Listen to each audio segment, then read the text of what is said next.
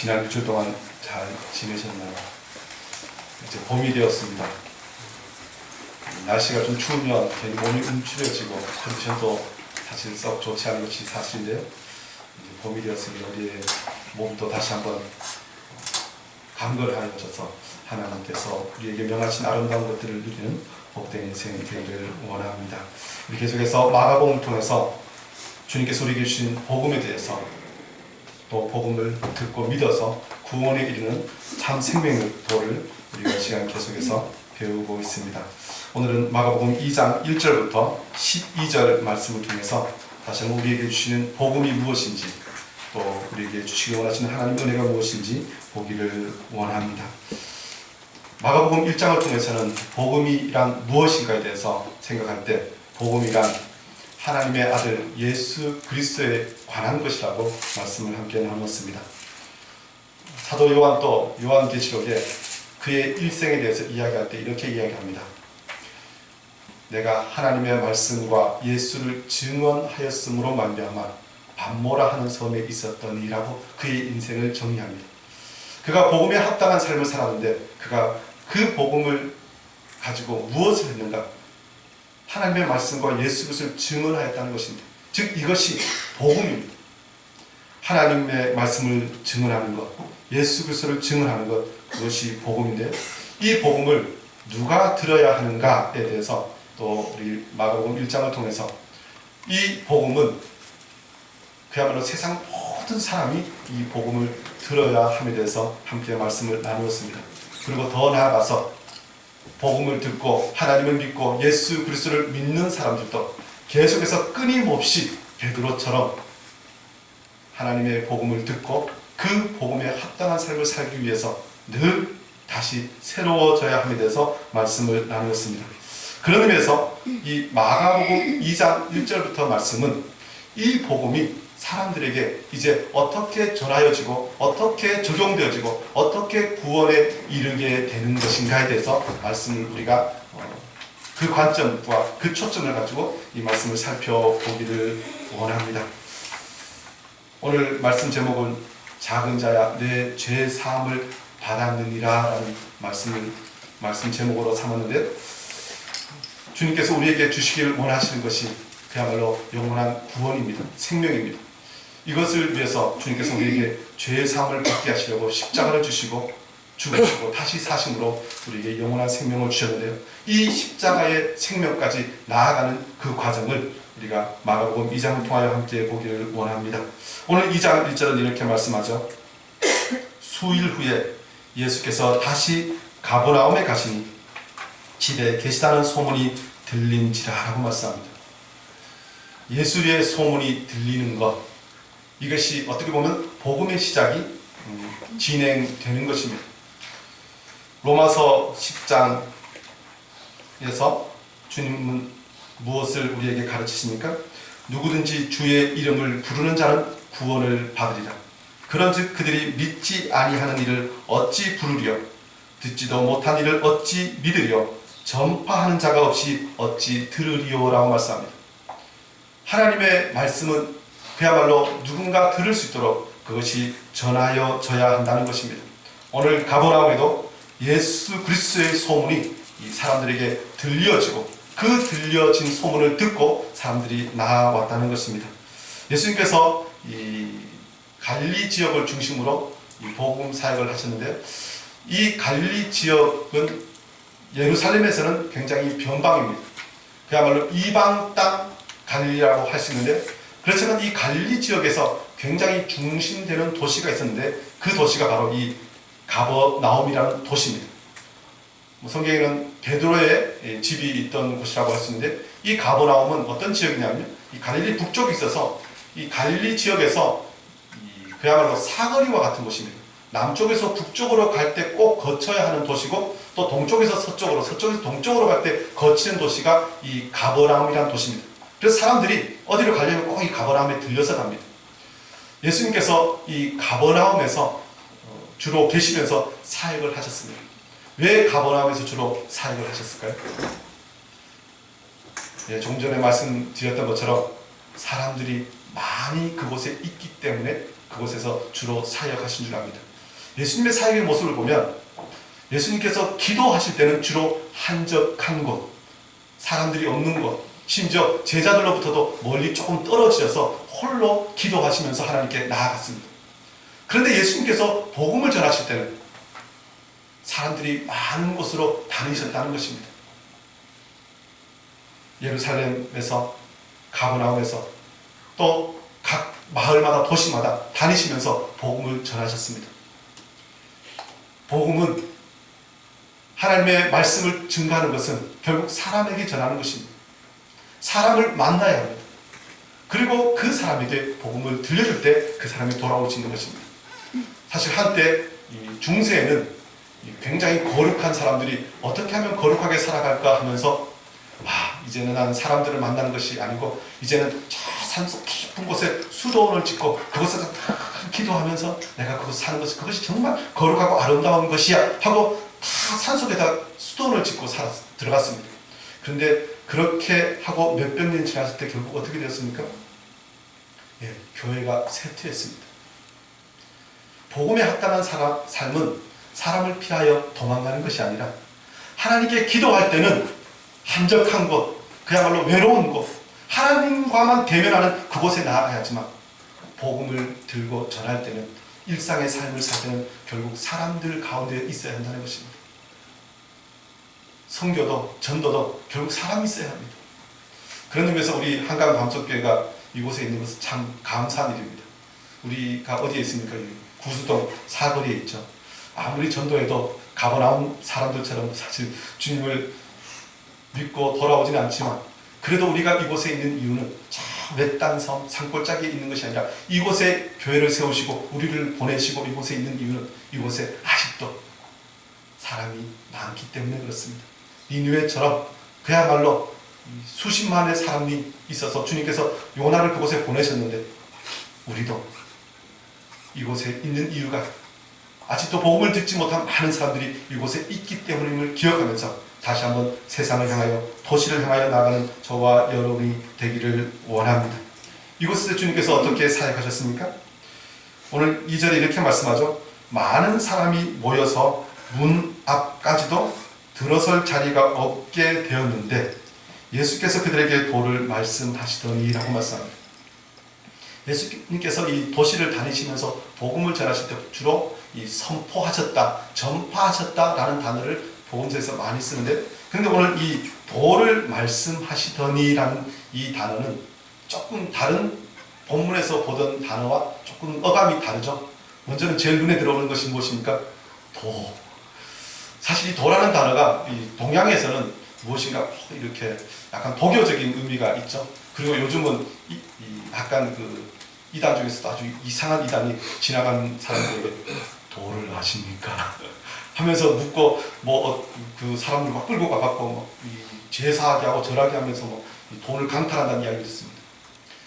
근데 예수님께서 그 도를 전하신 것이 아니라 여기 이 도는 이 로고스입니다. 그러니까 하나님의 말씀이라는 것입니다. 그런데 왜 도라는 단어를 썼을까요? 이 도라는 단어를 쓰는 것은 바로 이 뒷부분에 말씀하시더니라는 이 단어와 사실 연결돼서 이렇게 해석한 줄 압니다. 이 말씀하시더니라는 이 단어는 헬라어로 랄레오라는 단어인데, 이 단어는 아주 많은 사람들이 큰 소리로 외치는 것이 아니라 이 가까이 있는 사람들에게 두런두런 이야기하듯이 가르친 것이 이 말씀하시더니라는 것입니다. 때로는 많은 사람들에게 그야말로 무작위 모든 사람들에게 그냥 선포하고 소리치듯이 전할 때도 있지만, 어떤 사람이 이런저런 것을 질문하면 이것이 무엇입니까 하고 물으면, 꼭 이 도를 찾듯이 그렇게 사람들에게 물으면 이것이 하나님을 섬기는 도라고, 이것이 하나님의 말씀의 진리라고 하나하나 차분히 가르쳐 주시고 전하여 주시는 것, 그것도 복음을 전하는 것이라는 것입니다. 복음이 어떻게 들려지고 어떻게 사람들에게 가르쳐져야 합니까? 바로 이렇게 우리가 직장에서 사람들에게 하나하나 만나면서, 그야말로 아니면 커피숍에서 서로 대화를 나눌 때도 이것이 복음을 전하는 삶이라는 것입니다. 그리고 어떤 방도로든 하나님 말씀을 들을 때 그는 예수 그리스도 앞에 나오게 되고 진리에 이르게 된다는 것입니다. 계속해서 우리 주보에다가 이 본문의 말씀을 실어 놓았는데 한번 보시면요. 주보를 한번 보세요.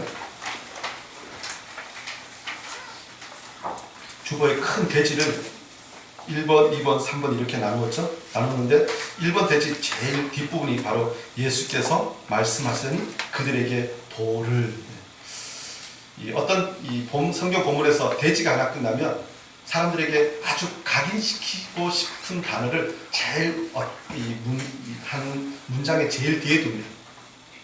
그리고 제일 앞부분에는 그 전체의 말씀을 품는 동사, 어떤 환경 전체를 이 앞에 두는데, 우리가 이 성경을 보면서 주님께서 무엇을 우리에게 가장 중요하게 말씀하기를 원하시는지에 대해서 이 성경의 구조를 보면서도 우리가 좀 깨달았으면 좋겠습니다.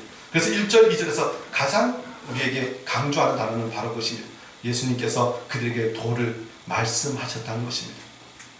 우리가 예수님을 닮아서 예수 그리스도를 따라서 복음을 전하는 삶을 살 때 우리가 이렇게 많은 사람들에게 그리스도의 도를, 하나님의 말씀을 그야말로 이야기하듯이 전하는 것, 일상의 삶에서 우리가 수시로 말하는 것, 그것이 바로 우리가 복음을 전하는 것이라는 것입니다. 더 나아가서 오늘 3절부터의 말씀은 무엇입니까? 이 사람들이 그런 환경 가운데서 어떤 사건을 만나게 됩니다. 오늘 3절에 이렇게 말씀하죠. 사람들이 한 중풍병자를 4사람에게 메워가지고 예수께로 올세라고 말씀합니다. 사람들이 말씀을 듣고 있는데 어떤 사람들이 4사람이 이 중풍병자를 메고 예수님께 나왔습니다. 그래서 4절에 보면 무리들 때문에 예수께 데려갈 수 없으므로 이 방 안이, 집안이 가득 찼던 것 같습니다. 요즘 또 어떤 큰 인기 있는 물건을 사려면 가게 밖에서 밤새도록 줄 서서 기다리면서 그 물건을 사려고 하는 사람도 있다는 이야기를 듣습니다. 사실 이것처럼 어떤 분에서 그때 예수님의 말씀을 드리고 사람들이 몰려들었는데 정말 한 사람도 그냥 조금 들어갈 틈이 없었는데, 심지어 이 침상에 누워있고 4사람이 들고 있는 이 중풍병자가 예수님이 계신 그 집으로 들어가는 것이 쉽지 않았던 것 같습니다. 그래서 오늘 4절 보면 예수께 데려갈 수 없으므로 그 계신 곳에 지붕을 뜯어 구멍을 내고 중풍병자가 누운 상을 달아 내리니라고 말씀합니다. 그래서 그 집에 못 들어가니까 이 옆에 계단으로 올라가서 지붕에 올라가서 지붕을 뜯어서 구멍을 내고 중풍병자가 있는 그 침상채 내렸다는 것입니다. 요즘 우리의 집의 구조로 하면 이거 하루 종일 해도 못할 일을 이스라엘 사람들은 그냥 순식간에 한 것처럼 보입니다. 그리고 상식적으로 이건 그야말로 우리가 이게 법도에 맞지도 않고 이런 나중에 손해배상도 해야 될 정도로 그런 일인 것 같은데 했습니다. 이 유대 지방 이스라엘의 주택 구조가 어떤 분은 우리가 생각하는 이 주택 구조가 좀 다르죠. 거기는 이렇게 집을 세우고 지붕이 보통 옥상처럼 편편합니다. 그리고 그 옥상을 어떻게 만드냐면 이 나무를 이렇게 대고 그게 다른 보고서에 보면 기와를 뜯어내렸다 이런 표현이 있습니다. 그러니까 기와처럼 이 조각된 이 것들을 쌓아서 그 위에 다시 이렇게 회반죽 같은 것들을 딱 한 것을 덮어서 이 옥상을 만듭니다. 그러니까 이 사람들이 어느 정도 기술이 있었던 것 같습니다. 밑에 사람들이 전혀 어떤 뭔지 하면 소리치면서 짜증내면서 손해배상 청구하지 않을 정도까지 해서 이렇게 구멍을 내었던 것 같습니다. 그렇지만 이것이 사실 그렇게 쉬운 일은 아닙니다. 다른 사람을 들고 옮기는 것도 쉽지 않고 그 사람을 위해서 지붕을 뜯는 것도 쉽지 않습니다. 그런데 이것을 왜 합니까? 그야말로 자기의 친구들을 고쳐주실 것을 예수님 앞에서 기대하면서 나아갔습니다. 그런데 5절 말씀 보면 예수님께서 그들의 믿음을 보시고, 예수님께서는 그들의 그 모든 행위를 믿음의 행위로 말씀하셨다는 것입니다. 믿음이란 무엇인가? 예수 그리스도의 복음을 듣고 생명에 이르는 것은 성경은 끊임없이 말씀합니다. 믿음으로 예수 그리스도를 믿고 구원에 이른다는 표현을 씁니다. 믿음이 무엇인가에 대해서 히브리서 11장 1절은 이렇게 말씀하죠. 믿음은 바라는 것들의 실상이요 보지 못하는 것들의 증거니 선진들이 이로써 증거를 얻었다라고 말씀합니다. 믿음은 보이지 않지만 그것을 보는 것입니다. 그리고 바라는 것이 있으면 그것을 이루어가는 것이 믿음입니다. 오늘 이 믿음은 중풍병자의 믿음이 아니라 그야말로 그 중풍병자를 들고 예수님께 나아가서 지붕을 뜯었던 그 네 사람의 믿음을 이야기합니다. 이 말씀 굉장히 중요한 것은 우리가 복음을 증거할 때 어떤 마음으로 해야 되는 것인가. 저는 이 말씀 보면서 우리가 예수 그리스도를 믿어서 구원에 이르는데요, 복음을 증거하는 자들도 믿음이 있어야 한다는 것입니다. 이 중풍병자를 들고 간 사람들, 똑같이 우리가 복음을 들고 세상에 가는데 그때 우리가 어떤 믿음이 있어야 합니까? 이 복음을 듣는 자마다, 예수 그리스도 앞에 나오는 자마다 구원을 얻을 것이고 생명을 얻을 것이고 치유받을 것에 대한 확실한 믿음을 가지고 나아가야 한다는 것입니다. 그 믿음이 있어야 움직이기 귀찮고 힘들고 어려운 것들도 행할 수 있다는 것입니다. 저와 여러분이 복음을 증거할 때 주님 믿음을 주시고 이 믿음에 합당한 행동을 하게 해달라고 기도하며 나아가는 저와 여러분 되기를 원합니다.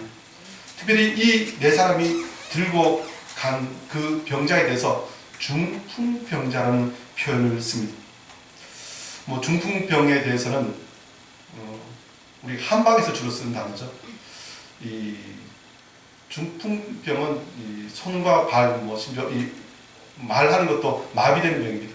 근데 이 병이 지금도 아주 심각하죠. 왜냐하면 제가 지나가면서 보통 한의원에서 제일 많이 써놓은 이 질병의 이름이 중풍전문병원 이런 표현을 씁니다. 근데 이게 우리 양방이라고 그러죠. 일반 병원에서는 중풍병이 왜 생기죠?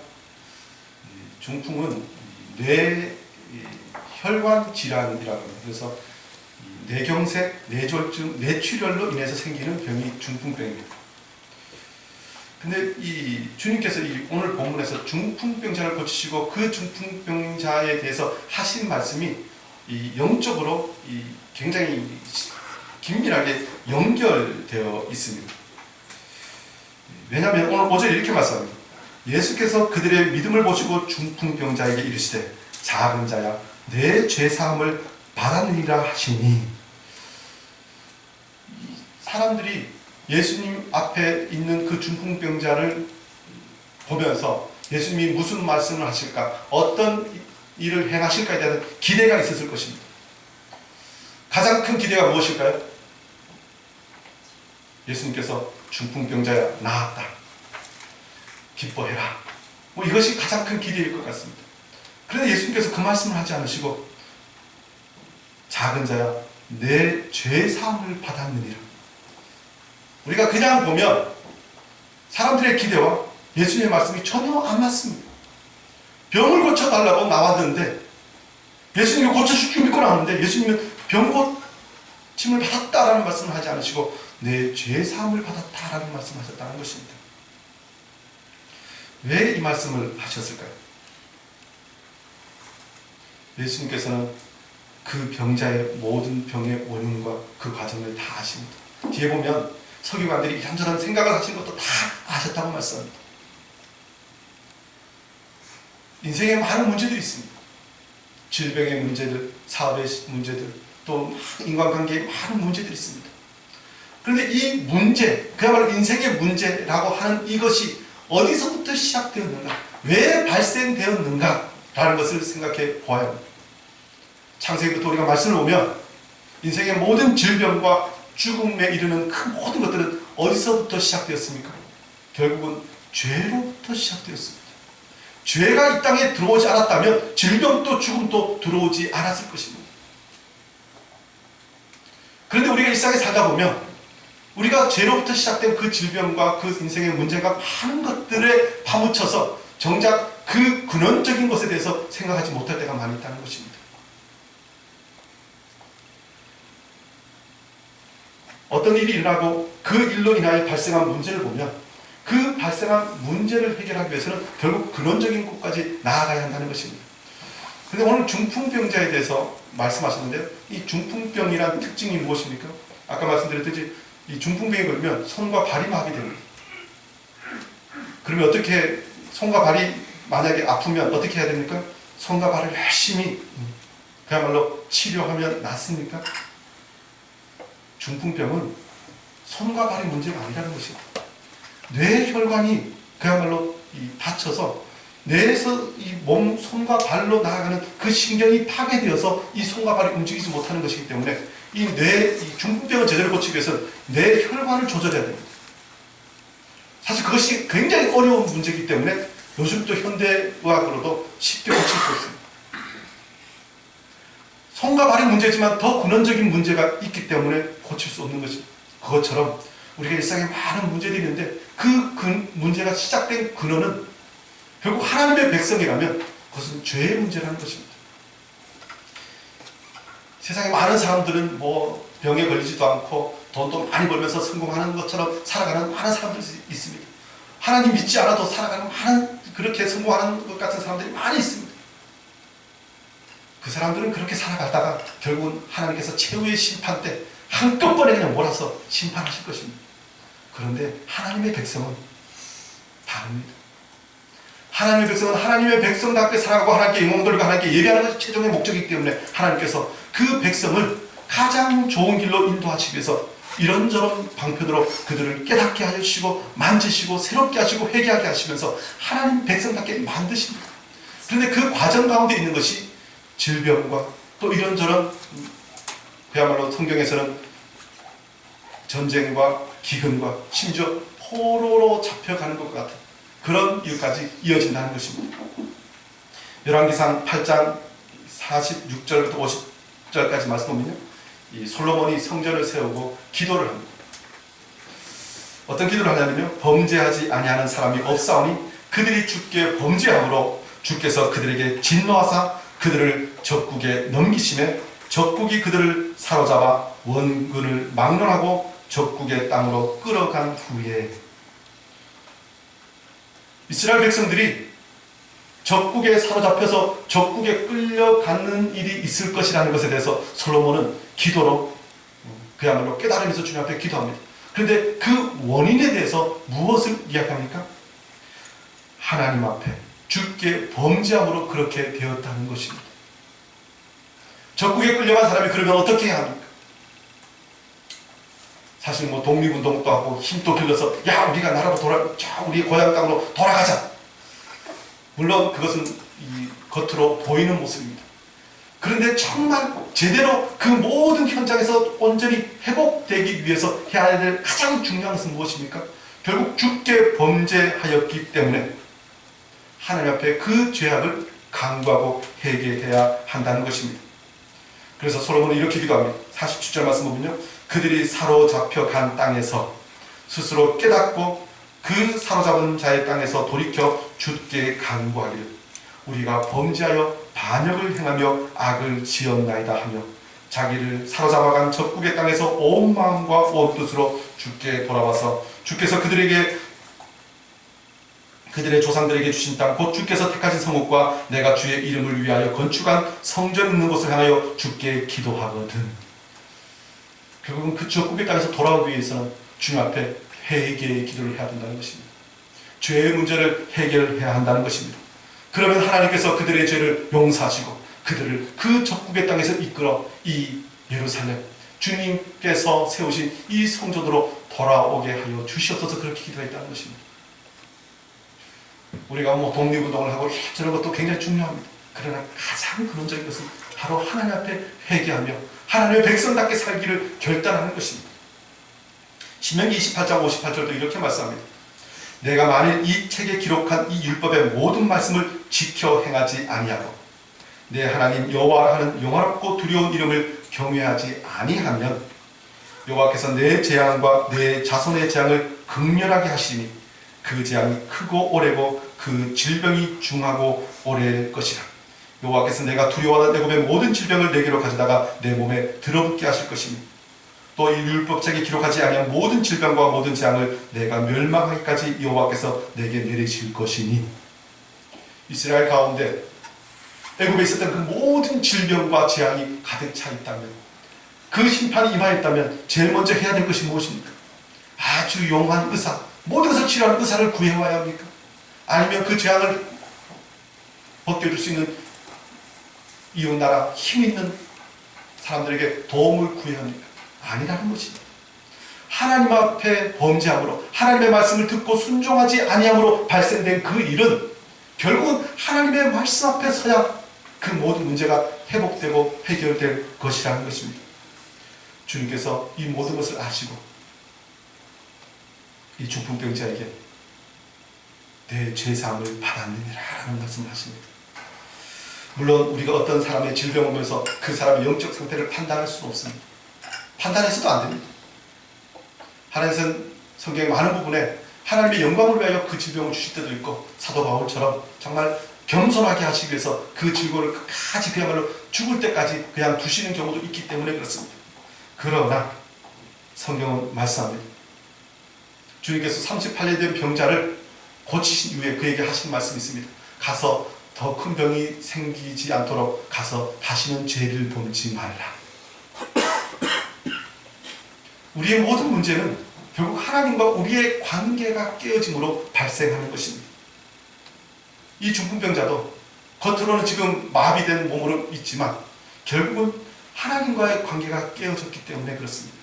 그래서 우리가 어떤 문제에서 가장 먼저 해결을 해야 될 것은 결국 하나님의 관계입니다. 그리고 하나님과 우리 관계를 파괴한 그 죄의 문제를 해결하는 것, 그것이 바로 가장 중요한 일이라는 것입니다. 주님께서 우리를 위하여 행하신 일에 대해서 성경은 무엇을 말씀합니까? 요한계시록 1장 이렇게 말씀하죠. 예수님께서 우리를 사랑하사 그의 피로 우리 죄에서 우리를 해방하시고, 예수님이 하신 사역의 가장 중요한 것을 그렇게 두고 있다는 것입니다. 저와 여러분이 다시 우리의 인생의 문제의 가장 중심이 하나님과의 관계에 있음을 다시 한번 기억하기를 원합니다. 근데 이 말씀을 듣고요, 6절부터 보면 어떤 서기관들이 거기 앉아서 마음에 생각하기를 이 사람이 어찌 이렇게 말하는가? 신성 모독이로다. 오직 하나님 한 분에는 누가 능히 죄를 사하겠느냐라고 이야기합니다. 이 복음이 전하여지는데 이 복음을 듣고 어떤 사람은 구원에 이르고 치유에 이르고 하나님의 은혜를 누리는 자리에 나아가지만, 어떤 사람은 동일한 말씀을 듣고도 그야말로 더 큰 죄악과 심판의 자리로 나아가는 사람들이 있습니다. 그래서 어떤 사람은 구원을 누리고 어떤 사람은 구원을 누리지 못하게 됩니까? 오늘 보면 어떤 서기관들은 그야말로 하나님의 말씀, 예수 그리스도의 말씀을 듣고도 이 말씀을 가지고 어떻게 하든지 예수님을 힐책하고 예수님을 넘어뜨리려고 그것을 연구했다는 것입니다. 그들은, 이 서기관은 그 당시에 성경에 대해서 가장 박치한 사람들이었습니다. 그야말로 요즘 또 뭐 유대인들 보면 어릴 때부터 율법을 애기들 때부터 외우게 합니다. 그래서 웬만한 뭐 유대 랍비라고 하는 사람들은 성경에 대해서 그야말로 달달달 외우는 사람들이, 저도 요즘 조금 나이가 들어서 그런지 성경 말씀이 다 이렇게 기억 잘 나지 않습니다. 누가 물으면 잠깐만요 하고 이렇게 볼 때 되는데, 사실 이렇게 말씀을 다 외우는 것이 쉽지 않고 알고 있는 것이 쉽지 않은데, 그런 의미에서는 이 서기관과 같은 사람들은 정말 그야말로 아침 눈 뜨면 말씀 외우기 시작해서 이 잠잘 때까지 말씀을 외우고요, 심지어 이 손목에 뭐 온몸에다가 말씀을 기록해 놓아서 그 말씀이 그냥 그 삶 전체를 그냥 붙잡고 있는 것 같은 그런 모습으로 살고 있는 사람들이었습니다. 그런데 그들은 그 말씀이 육신이신 예수 그리스도께서 오셔서 말씀을 전하심에도 불구하고 그들은 성령의 조명하심이 없을 때 그들은 말씀을 제대로 듣지 못하고 깨닫지 못하고 구원에 이르지 못하겠습니다. 그들이 알고 있는 것은 정확했습니다. 무엇을 알고 있습니까? 죄 사함을 받았다라고 말씀하시자 그들이 이렇게 판단합니다. 어찌 이 사람이 이렇게 이야기하는가? 오직 하나님 한 분 외에는 누가 능히 죄를 사하겠느냐? 이것은 신성모독이다. 죄를 사하시는 분은 하나님밖에 없는데 그가 죄를 사했다고 이야기하니까 이 사람은 하나님에 대해서 신성모독이다. 이 신성모독이 얼마나 큰 죄입니까? 예수님께서 십자가에 못 박히실 때 사람들이 고발한 가장 큰 죄목이 신성모독이었습니다. 성경은 특별히 구약의 말씀 보면 하나님께서는 죄를 사하시는 하나님이라는 표현을 씁니다.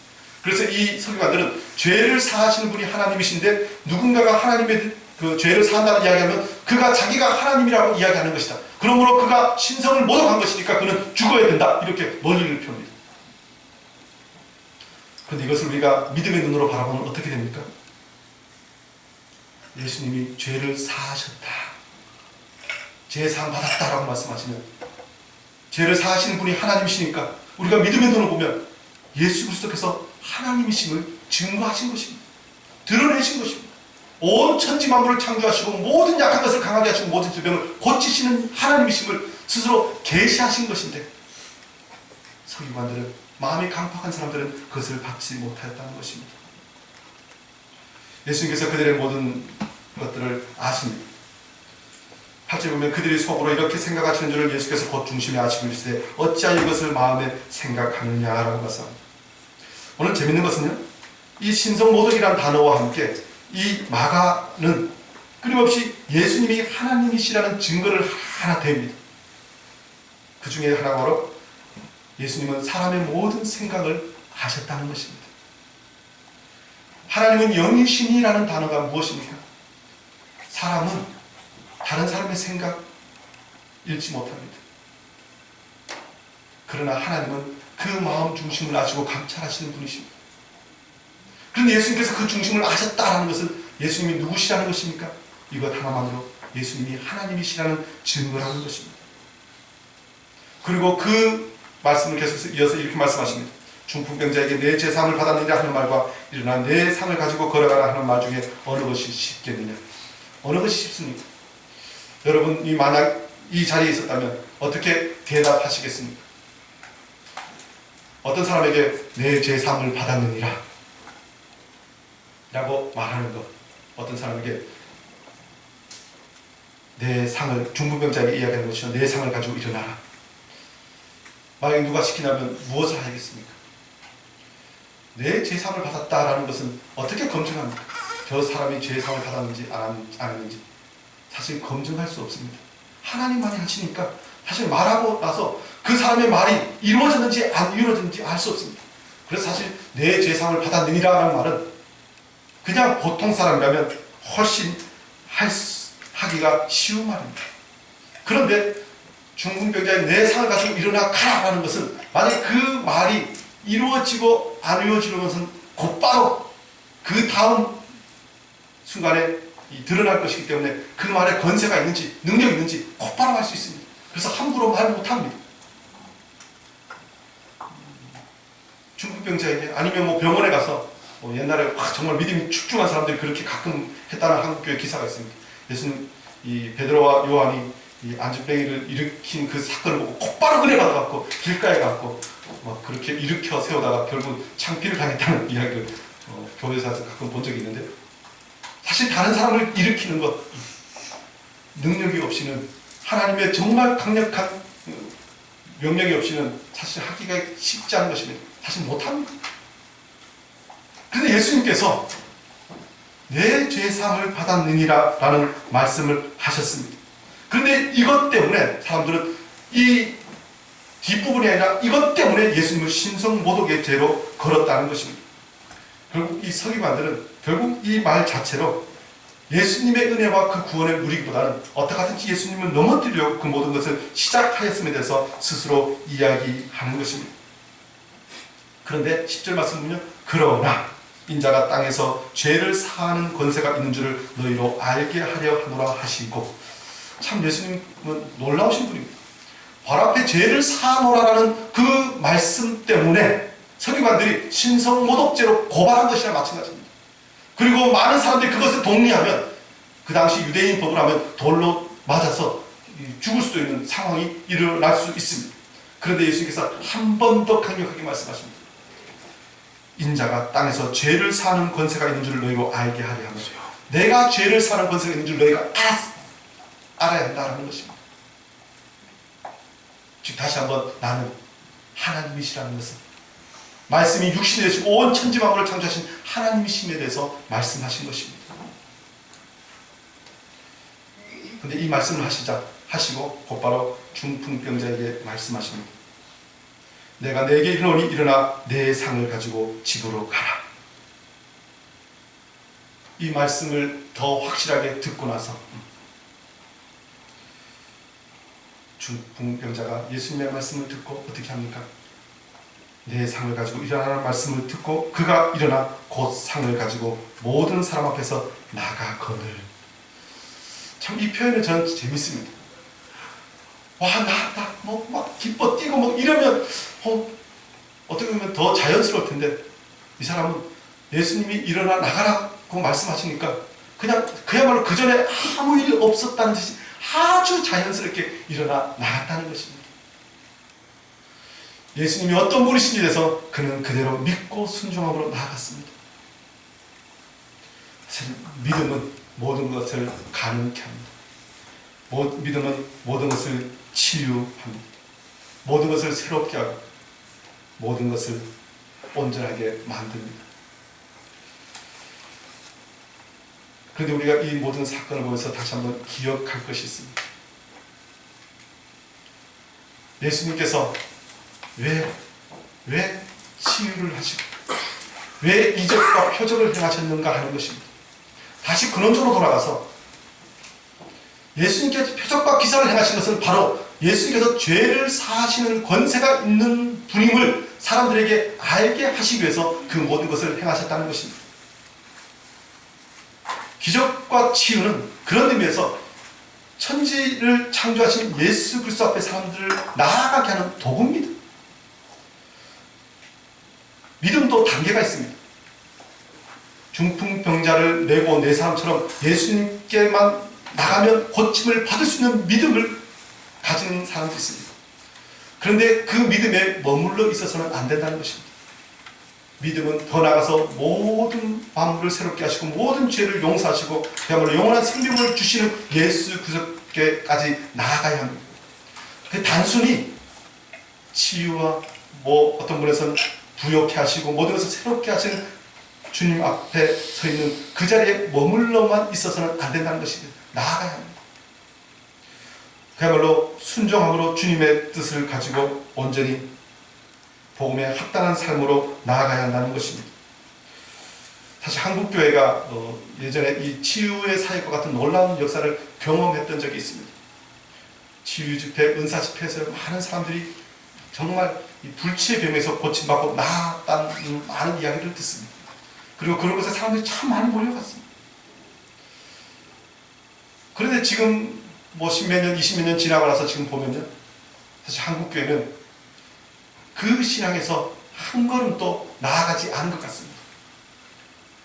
치유하시고 고치시고 새롭게 하시는 예수님을 만났다면 우리는 그 다음으로 죄를 온전히 사하시고 영원한 생명을 주시고 거룩게 하시고 온전케 하시고 하나님 백성답게 만드시는 그 예수 그리스도께 더 나아가야 하는데 그 자리에 그냥 머물러 있었던 한국교회의 모습을 봅니다.